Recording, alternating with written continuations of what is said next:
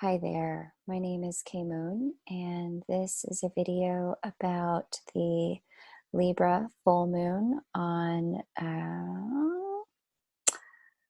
4/7/2020, 10:35 p.m. Eastern Time, if you're on the eastern seaboard of the United States. If you're not, please use a time zone converter on the internet to find your local time zone. This video for Libra full moon is for twin flames specifically. I'm going to lay out some of the context of energies facing each twin in the connection. Admittedly, this particular context is leaning towards twins who are in some form of separation. But if you are in a form of union, definitely take what resonates for you, given where you're at on your journey. And if, I guess that's all I can say. Take what resonates for you, to your own intuition be true. But the energies of this full moon really kind of spoke most loudly to me as I was preparing the information for this video regarding the twins who were in some form of separation or semi-separation or some form of non-3D union. So take what resonates. There's, this is it's a tough full moon. Not gonna lie, I addressed the overarching energies for the collective and how we're all sitting in the cosmic soup right now in the general Libra full moon video. So I really encourage you to watch that.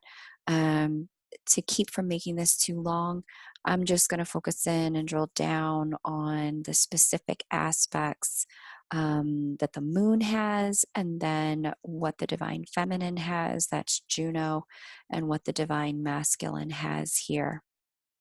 Okay, so the first thing to really kind of see, because this full moon is really tethered to the Aries new moon that happened 2 weeks ago. That was the divine masculine's new moon. If you have not watched that video, I highly recommend it.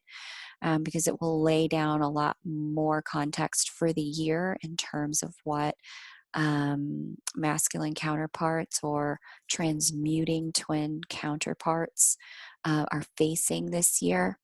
Definitely have a look at that. I'll link that below this video.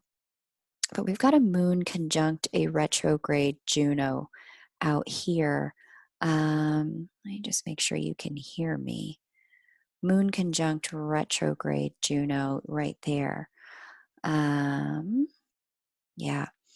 And when Juno is retrograde, she really wants us to focus on, she's partnership asteroid. She's in sign of partnership Libra. She really wants us to focus on our own side of the street, mind our own business, deal with our issues in the dance. It's as if two partners are ballroom dancing, and the instructor goes, whoa, whoa, whoa, whoa, whoa. You guys are stepping all over each other's feet. The one who follows, come over here. The one who leads, go over there. You each are going to work with your own teacher to get the steps right before you two come back together. That's a bit of the energy of 2020 on the whole. And I've talked about this in other videos, but I'll just mention it again for people who are new. Divine Feminine sits here in the sign of partnership, facing the sign of self for all of 2020. She doesn't move until like November, December.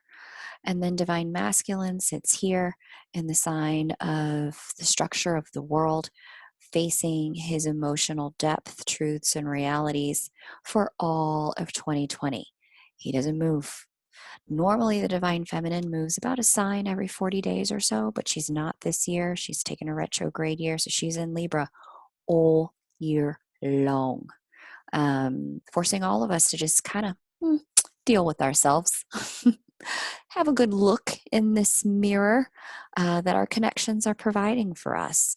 And so, with Juno, partnership asteroid and partnership sign, moving retrograde, conjunct the new moon, the full moon, And she's opposite the sun here, conjunct Eros. And Eros is strife, discord, the way we react and act out when we feel disenfranchised and not given a seat at the table, excluded. With the sun here, having that conversation with Eris, and then the two of these being opposite one another. Yikes. Oppositions, as I talk about in astrology, bring forward energies of complication.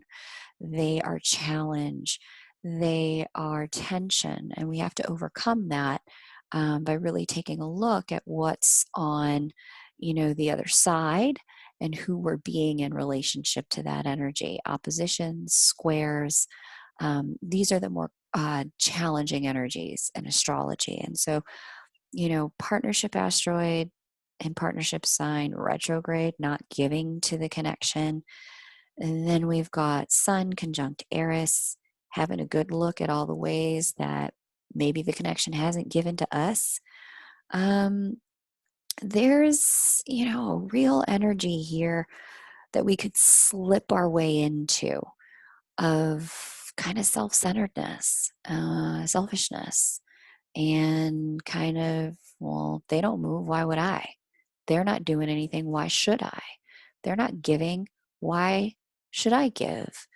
A real energy of this kind of like tit for tat, based on how deeply wounded we feel by the connection. And so that's a tough one. It's a tough place to be. The alternative energy here for us is an energy of really recognizing how we've been party to our own self-sabotage and our own wounding in the connection, and really abandoned ourselves first before they abandoned us. How we rejected ourselves first before they rejected us. How we wounded ourselves first before they wounded us. There's a real opportunity to get out of victimhood here. But it takes a lot of Aries energy, which is self, focus on self, personal accountability. It takes a lot of personal responsibility for our wounds, which is one of the energies that's here. Taking responsibility for some of our wounds with this Saturn Mars sextile Aries. It takes a bit of work because sextiles are harmonious energy, but they do demand that we roll up our sleeves to get the best of them or get nothing. Takes work, but it's possible to really see, oh, this is a mirror. And this mirroring energy under the time of this Libra full moon is big, it is deep, it is loud. There are people who, come into our world. It's interesting. There's some people in my life I've had to kind of call out for some of their taking energy and set new boundaries with, and say, that's not okay with me. You don't get to just take from me. I may have made a mistake in over giving, but you don't get to take from me anymore. But in order for me to create that boundary, I had to first look in the mirror and really see, how have I taken advantage of myself, not held myself accountable? How have I, taken from my future to be a little bit more comfortable in the now? How have I taken, even from other people without giving back appropriately and adequately? I had to really call myself out on that in order to be congruent in creating that boundary and be really congruent in understanding, oh, they're not the issue. This is me. I have an issue in this area. And so that's what this full moon is doing for us. It's bringing forward energies of reflection and exposure, of ways in which who we've been being in relationships is giving us things that maybe we don't want to be or have or do anymore. Maybe we can give some of these things up. And so there's a lot more energy to this particular full moon. It's a very big and extremely significant full moon of this year. Probably one of the most significant full moons of this year because it's a choice point full moon. All of the air signs really represent choice and duality, either or. The mental world contains duality by its nature. And air signs are mental. So this particular full moon is filled with that energy, and I covered all the juicy details and the general message for this lunation. I'll leave you to decide to check that video out, as it will ground and give a lot of context to what's going on for both twins and the Lightworker Collective and what you're seeing and experiencing in your relationships as a whole. But let's get into the energies that the two individual twins are facing for this 2-week window, okay? I'm going to address the Divine Masculine first because mainly he's the one with the most connections to other planets, most conversations to other planets that are lighting up his energy and causing shifts, growths, change, transformation. The Divine Feminine is, for the most part, pretty much unaspected, both at the new moon and this full moon, which is one of the many reasons why I believe my guides kind of told me, hey, Kate, lay off of twin flame readings right now, do personal readings, because people have their own work to do, and trying to check up on the twin or the connection or where this is going. That just tugs people in the direction that's not self looking.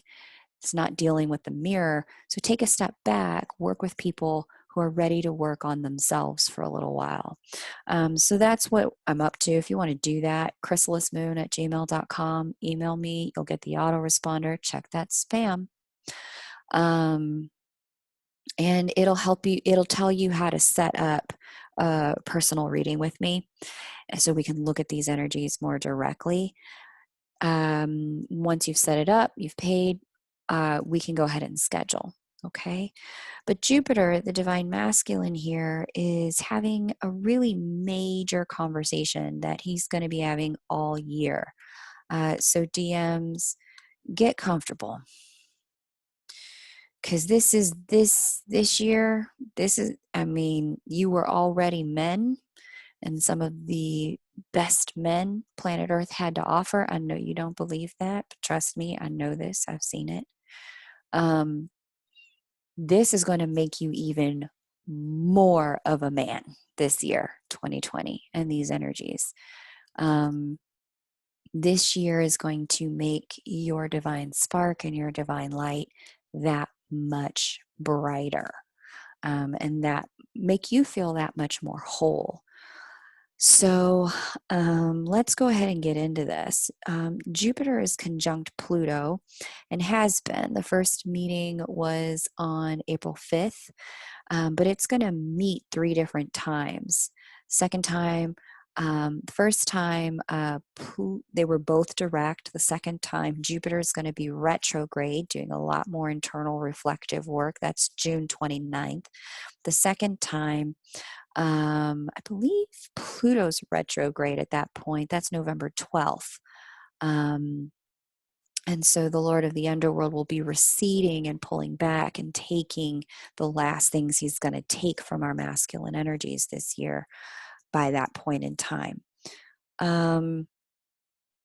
This energy of Jupiter conjunct Pluto, this is a massive rebirth after an ego death and a stripping of what's not working in our individual masculine energies that needs to be reset.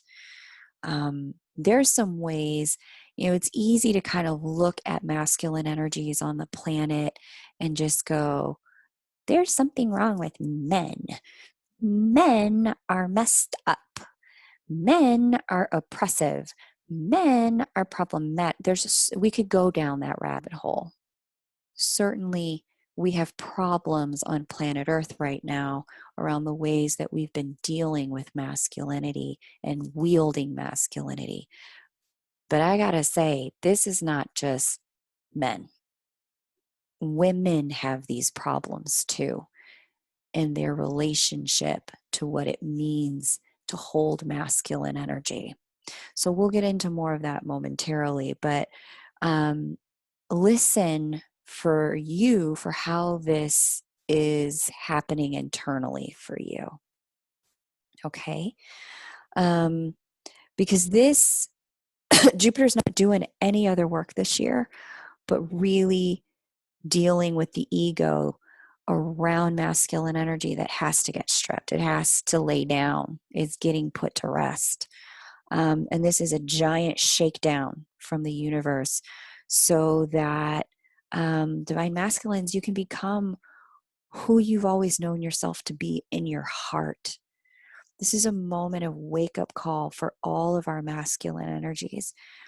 Many of the thought leaders on modern masculinity, preach to the rhetoric of that at their core, a man's imperative is to provide, protect, and procreate. That's kind of the genetic impulse. And the year of 2020 is providing a right sizing of sorts that allow us to do that for ourselves and for others in a way that's appropriate for who we really are in our masculine energies, not who we'd like to be, not who we think we should be, not who others demand that we ought to be, but for who we actually are. 2020 is going to force us to reshape and remold our lives to be a more direct reflection. Again, there's that mirror theme of who we really are, but in particular in our masculine energies. This is about looking in the mirror and giving our masculine energies to provide what's realistic for us to provide, to protect what it is we know we can't lose, and to procreate or co-create with the divine, the song in our heart since our birth, so that it can live in the world. This is a reshaping of our outer world so that that song can be expressed more truthfully. I just want to acknowledge this doesn't come without loss or pain associated with releasing our attachments. For some of you who find yourself more anchored into divine masculine energies and who identify as the divine masculine or the transmuting twin in your connection, you may be feeling that for now you have to let go of your twin so that you can create a life that has a possibility of including them at a later date. As you're now clear about the truth, that the current structure of your life doesn't necessarily allow for that connection to flourish authentically, to really breathe in truth. There's been incongruence this whole time. And now this year, 2020, is going to force you to get congruent.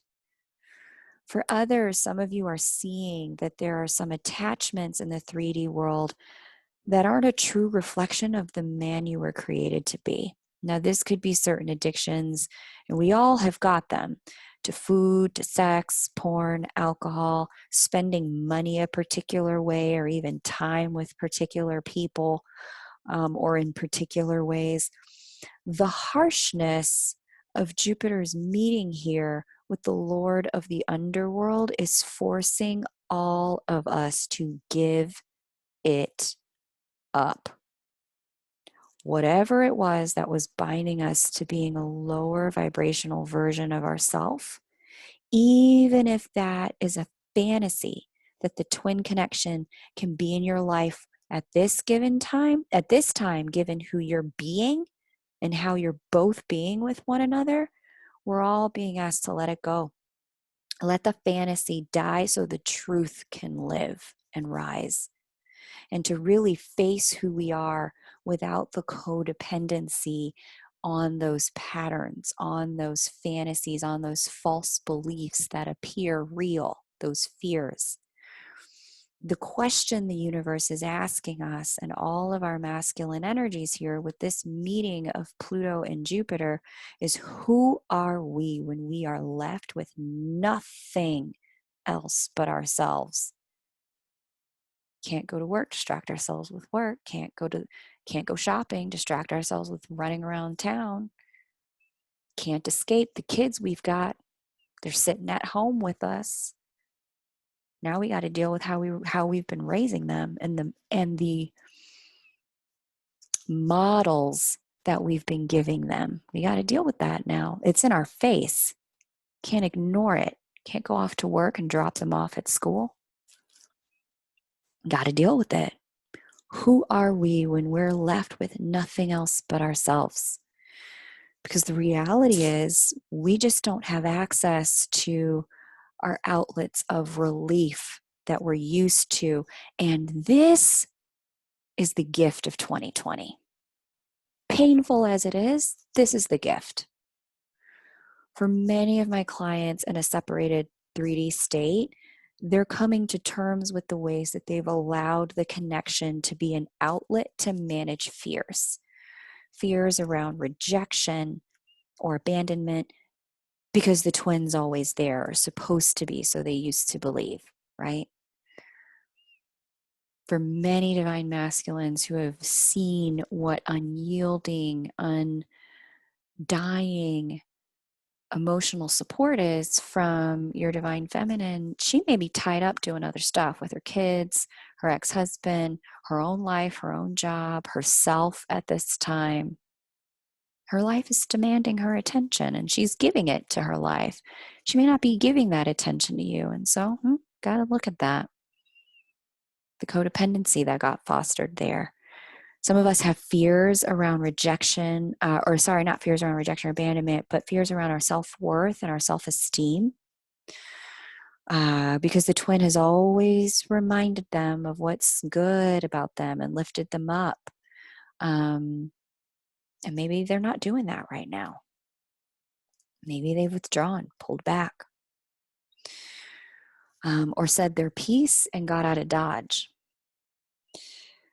Our fears around security are getting triggered because maybe our twin provided for us in the past, financially or somehow otherwise, and they may not be financially in a position to do that right now. Some of our fears around a lack of love are getting triggered because the idea of a twin somehow waiting for us out in the distance when we get out of our marriage that doesn't have any love in it gave us hope for a possibility that a love can live inside of a connection that's not the connection we're in right now.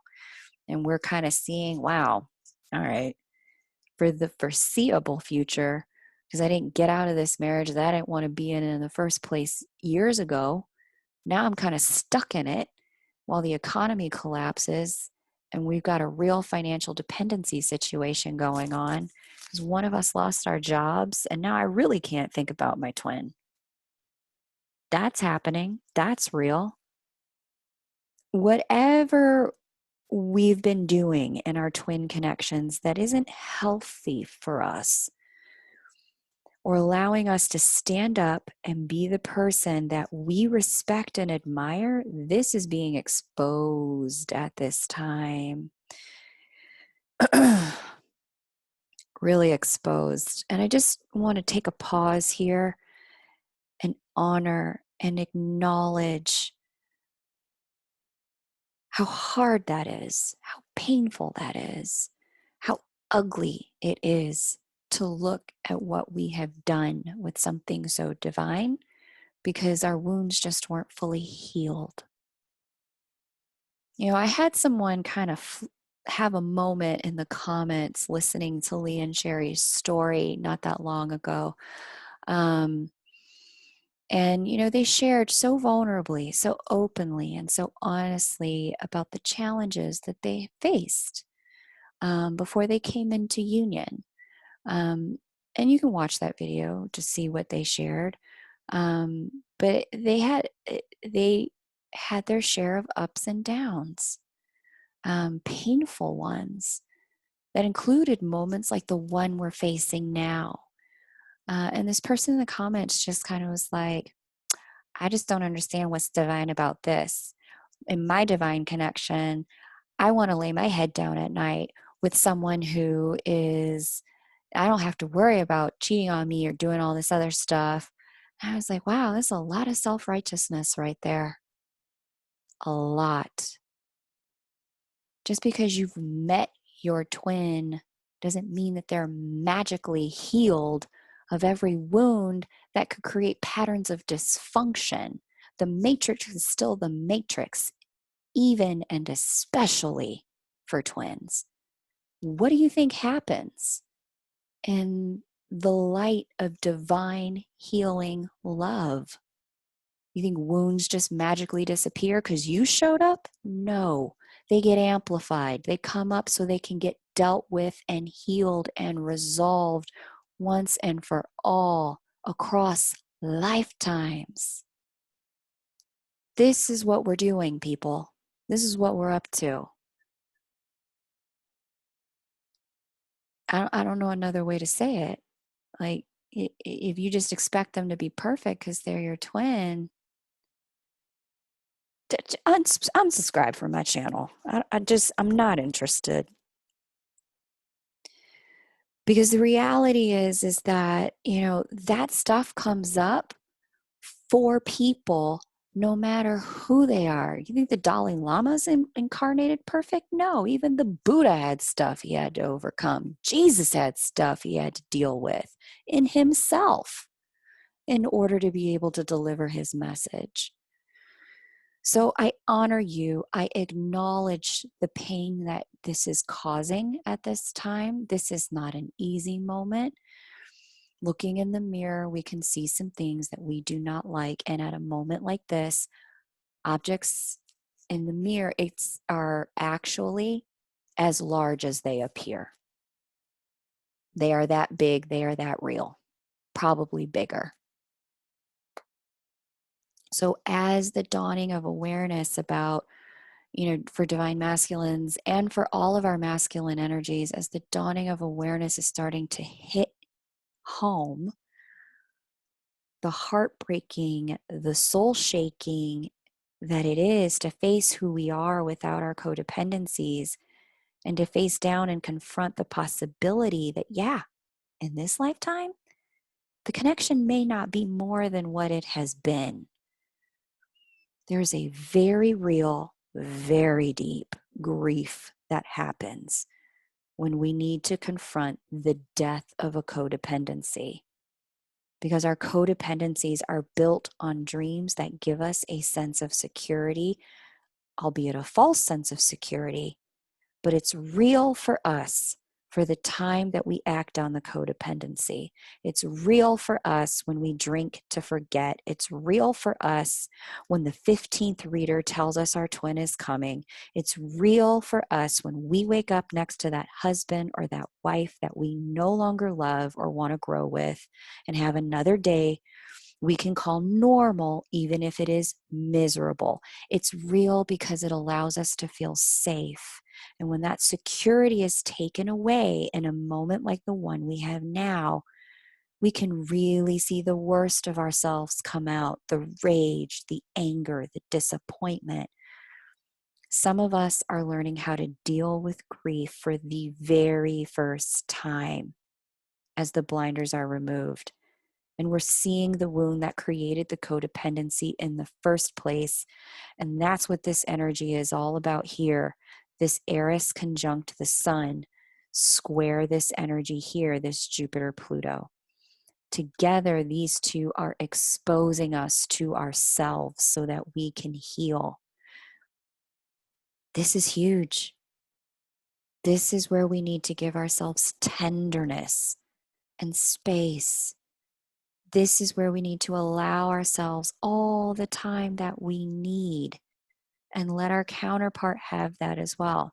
And I got to call myself out. I was frustrated with that person, but I mean, clearly you have wounds you need to deal with too. So if you want to stay on the channel, stay on the channel. I apologize. My own wounds are also up at this time that I am working with. And the reality is, yeah, the mirror is real and it's loud for every single one of us. No one's exempt. No one. No one.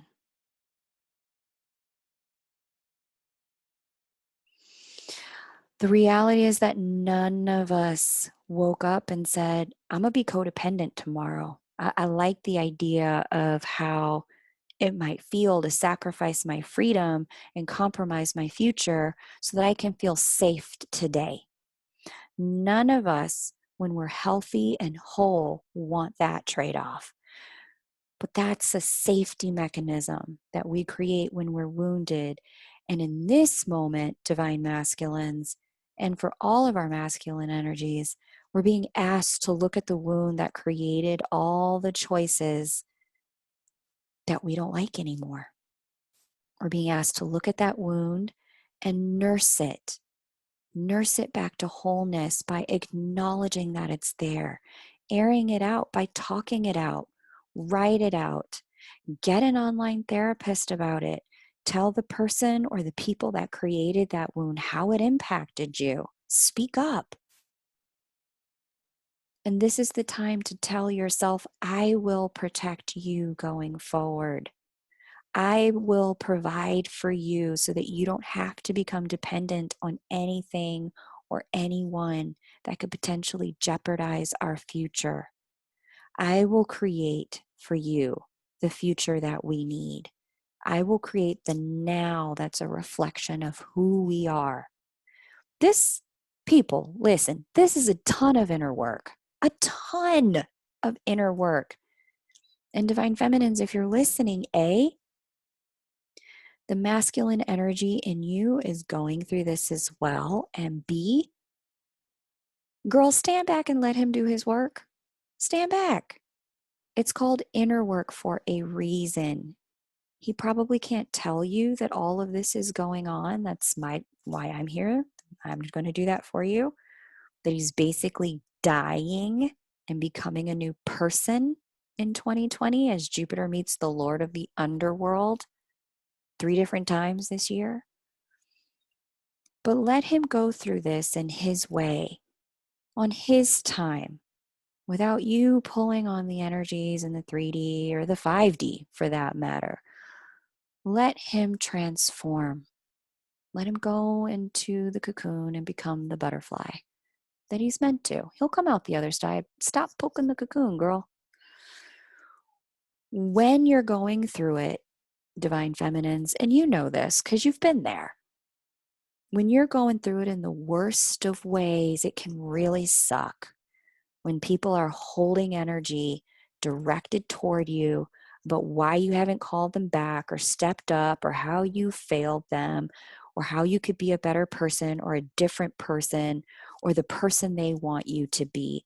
When that kind of energy is coming at you in thought, word, or deed, when you're already down, what does that feel like? And what do you do when people direct energy at you like that? It just adds to the heartbreak and the sense of ongoing failure you're already facing, which is when you'll take a step back, is it not? Try to reset expectations so that they're at 0, correct? Listen, for all of us, collectively and individually, this transformation is going to take time for all of us to work through, divine masculine or divine feminine. So let's give each other the space that we need. Okay? If you want a personal reading to look at how these things are being asked, tongue twister, about all the things you're being asked to let go of this year and at this time, we can have a look at it in your chart and a personal reading. just email me at chrysalismoon to get one, chrysalismoon@gmail.com. You'll get that autoresponder first. Be sure to double check spam or promotions if you don't see it. It'll have all of the booking details you need to set up a session. And then as soon as you've paid, we can get you scheduled. Yeah, so that last meeting of Jupiter and Pluto is going to be November 12th. So know that this kind of stripping of the ego and humbling of the soul and right sizing of our lives isn't going to be one and done, or in a couple of months, okay, I'll see if we can reconnect. Or in a couple of months, I'll see if this can be better. This is not that. I'm just going to spell it out for us now. We're not going to be able to fake through on this or spiritually bypass this change, this transformation that's happening on planet Earth. The universe just won't let us, not this time. So there's a couple of other energies here that I want to kind of point out. I go more in depth about these energies in the general video, but I'm going to point them out here because they're really relevant to the connection between twins at this time. But to get the real understanding of why they're so complicated or not yielding really clear kind of, or rendering clear results for you in your life, you're going to have to watch the general video. Here's the deal. We've got Neptune and Mercury hanging out together here in a waning conjunction. Thank God. So over that Mercury-Neptune situation. It has been causing mayhem. The way we're all getting multiple different facts, the facts are getting contradicted every other day. The way that information is either being withheld in the realm of the unseen. We can blame all of that on Mercury and Neptune hanging out here in Pisces, man. Woof. I'm over it. So over it. This, on the flip side, and on the great energy side, there's a spiritual dimension to our seeking of the truth and a bit of an awareness that this is a very spiritual time. Some level of us recognizes that this moment is very sacred and needs to be honored as such. We've also got Sun conjunct Eros, which I've covered a little bit. And that's, this one is sextile to the divine masculines kind of transformation situation. This one is square to the divine masculines transformation situation. This is bringing out all the ways that we feel victimized by this stripping of our cover stories, security blankets, and codependencies. But the real gift of Eris's rage here and her discomfort that leads to, and disenfranchisement that just straight up leads to chaos and her making a scene, the gift of that is being able to see that original wound, some of us for the first time, so that we can see it clearly and know what needs healing. Oftentimes, this particular wound happened so long ago that we've forgotten how we even came to have our quote unquote issues. And so, what's, the ways and the places that we feel we want to lash out, where we're just so frustrated we could explode, know that underneath there is a wound that it's not really about this moment. It's about something that happened a while back. So if you haven't already, slow down, notice, pay attention. The frustration, the letdown, the exclusion, the wanting to lash out as a result of it all, at yourself or at other people. The question to ask was, When was the very first time in your life that you felt this type of feeling so trapped that there was nothing to do but explode? When was the first time that you felt this? Where were you? Who was involved? What happened? How did it turn out? And what self-defense mechanisms started at that point in time that's still getting carried on now? And the real question is, who do you want to be now that you're an adult? Giving ourselves time to work through these things can help us use this moment to catapult ourselves forward on the other side, to quantum leap, to really come out of this being a completely different human than the human we were before. So all of this is also square the creation goddess. She too is having a conversation with the divine masculine energy here. And this energy is allowing us to see where what we've created may not have been to our own greater good. And it simultaneously allows us to see what we need to create when the time is right going forward in the future. But it's more so showing us what needs to go so that something else can live, what we need to stop providing for so that we can provide for something else, what we need to stop protecting so that we can truly protect our hearts and souls, what we need to stop trying to create so that we can create what's real.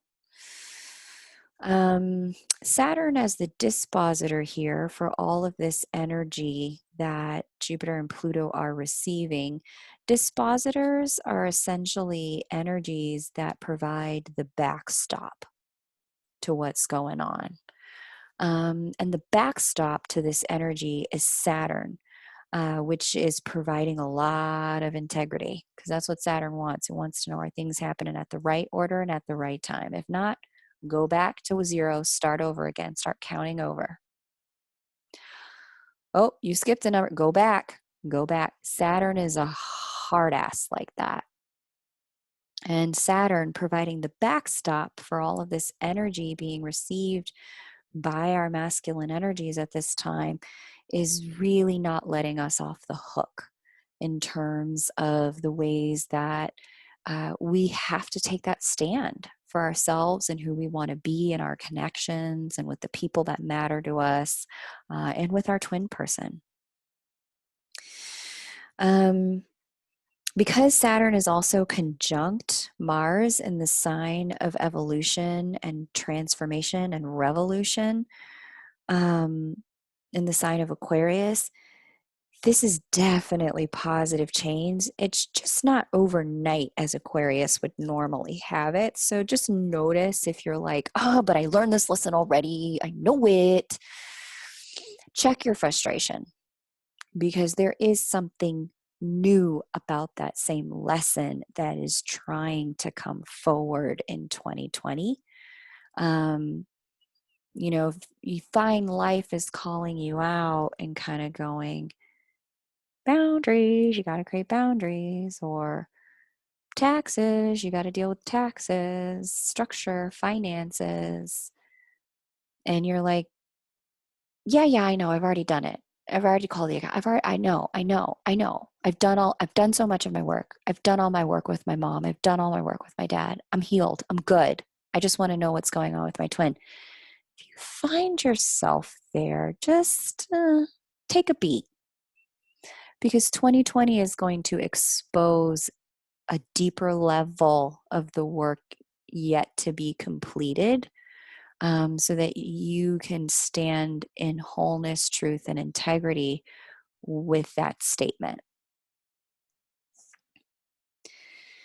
The reality is the places where we want to say, yeah, I know. The danger we run into is knowing enough to feel like we know some stuff, but not knowing enough to know when we don't actually know, and to just sit down and pay attention to what life is showing us. So just take a beat. Life is handing us our asses this year. It's not just you, it's all of us. And then there's so much beauty in that. We get to become bigger, better people as a result of this. So yeah, the good times will come again. The rebuild will start soon. If soon is considered late 2020 or 2021, it'll start. But just take the opportunity now to deal with the things that are coming up, so that there's the next round of Jupiter and Pluto doesn't kind of catch you off guard, which it did do for a lot of people. All right. So now that we've addressed everything that's going on with Jupiter, whom I read as the divine masculine, who's taken a real beating this year. All of our masculine energies are. Let's take a look at what's going on for Juno, the asteroid. Jupiter's not an asteroid, it's a planet, but Juno is an asteroid that I read as the divine feminine. She's the wife of Jupiter in the mythology. Now, she's pretty much in this full moon, aside from the moon that she's sitting with, she's relatively unaspected, almost completely unaspected, except for this in conjunction here between Nessus Neptune and Mercury conjunct being in conjunct to her. Now, that may sound like, what kind of astrology mumbo jumbo is this girl talking about? But hear me out. Hang in there. What's going on here is kind of this, like, how can I put it? The Neptune conjunct Nessus piece, this part right here, unfortunately, it's a bit of clinging to illusions and a dogged reliance on our faith, or to only try to work this out on the 5D level and not deal with or address what needs to happen in the 3D world. Now, I'm not saying faith is a bad thing. I'm not saying the 5D is a bad thing. None of that. Spirit to spirit communication, all of that has its place and its time. But we've all, at some point in our lives, seen what can happen when faith isn't backed up by our own work, and when faith can turn into fanaticism that's completely ungrounded in reality. Because this in conjunction is here, there's a real opportunity for the divine feminine to fall into that place. And so you just want to be vigilant about getting that shadow energy from the Neptune Nessus conjunction, where, you throw your hands up and leave it all to God, and you go to a group gathering. Yikes! Do not get the Rona because you did not follow the instructions, people. It's that simple. Follow the instructions in the 3D world. Have a walk with your faith, right? God gave you the people who are giving you the instructions. Follow them instructions, and God will protect you. It's that kind of thing, to put it in kind of very simple black and white, a 6-year-old could understand kind of terms. All right, it's that kind of thing going on here. And then, the Neptune Mercury thing that I mentioned, I was really kind of over it with, and also in conjunct Juno. And the moon at this time. This may be a moment where it can be kind of challenging to get mentally balanced. I talk in depth about those energies that are pulling at our mental states through the air signs in the general video, so I'm not going to repeat all that here. But just know that if things seem unclear, confusing, or even cut off from a mental or a communication perspective, like it's hard to think clearly or communicate clearly, this is going to get better. This is not permanent, and this is especially true for those of you who have a lot of water in your chart or air in your chart. This is going to get better. Just hang in there. We just need Mercury to hurry up and get on out of Pisces, which it has been in since February 3rd. I'm personally going to be very happy when we're finally done with this one. It's caused a lot of confusion and a lack of clarity around nearly everything. Mercury will finally be in a different energy and sign. I believe it's April 11th. Don't quote me on that. But Mercury is mind, Mercury is communication. And in water sign Pisces, previously retrograde, still working its way out of the retrograde sign, and conjunct the illusion maker, Neptune, this has just not been easy for communication or for mental flow or allowed things to be clear for what may have felt like months of this year. So this has been a lot of time where, clear, rational, grounded thinking has been needed, not necessarily been available. It's a lot of time to do a lot of damage. So if things have happened or been said in your connection that are one way today, just be prepared to walk back through the looking glass and get into grounded territory at the mid-end of April. Try to take things said or done during this period of time with a little bit of a grain of salt, just a little bit of grain of salt. We're all under a tremendous strain and tremendous pressure without that lack of clarity in our feminine energies that we so desperately need. Feminine leadership is really needed right now. The divine feminine's just been taking a walk with herself at this moment because she's needed to. There's that retrograde energy facing off with, who are we in terms of when we've been disenfranchised. We've needed to deal with ourselves for a minute, and that's okay. There's nothing wrong with that, okay? So don't beat up on yourself if you've just not been able to connect the way you want to in your connection or been available in your connection the way you thought you should be. This hasn't been the moment for that. This has been the moment for deep self-reflection and energy, and deep reconstructing our own energy. Both if you're a divine masculine or divine feminine, in the feminine energies of all of us, this has been the work. Whatever has been happening now, just a word of warning, divine feminines, from February 8th to May 26th, the divine feminine, Juno, she's been retrograde. She'll be retrograde. And so whatever the feelings are now, especially if you felt unclear, as soon as the divine feminine moves direct at the end of May, there's going to be a change in our side and in our energies that will lead us to start implementing the truths that we're uncovering at this time. So just know that shift is coming. It's just not today. Okay, my peoples? So I know this video was a lot about what's going on with masculine energies. The Aries new moon we had a couple weeks ago is the divine masculine's new moon. So it makes sense that there's just a lot of focus on masculine energies at this time.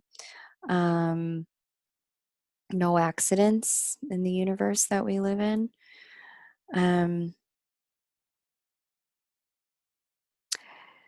Divine feminine energies, we just need to kind of hold steady and handle ourselves for a little bit. And hang in there. Hang in there. By divine guidance, I'm not offering twin flame readings at this time. My guides will give me the heads up when it's time to do that again. Private, personal readings, if you want to look at yourself, deal with the mirror here, are available. And people who want to know when twin flame readings are available, relationship readings are available, again, get on my private list. That is how you will find that out. The link is below in the description box. To do that personal reading, email me at chrysalismoon@gmail.com, KRYSALIS, moon, MOON, @gmail.com. Set it up. Once you've got the booking details and paid, we can schedule your session and go ahead and get things started. I have a handful of sessions left at the end of April. So if you'd like to go ahead and book one of those, I'd love to talk to you. It's a very, very interesting time. Very interesting time for all of us. I look forward to seeing how all of this resonates for you in the comment section below. Thank you so much for watching, liking, subscribing, and sharing. Take great care, and bye for now.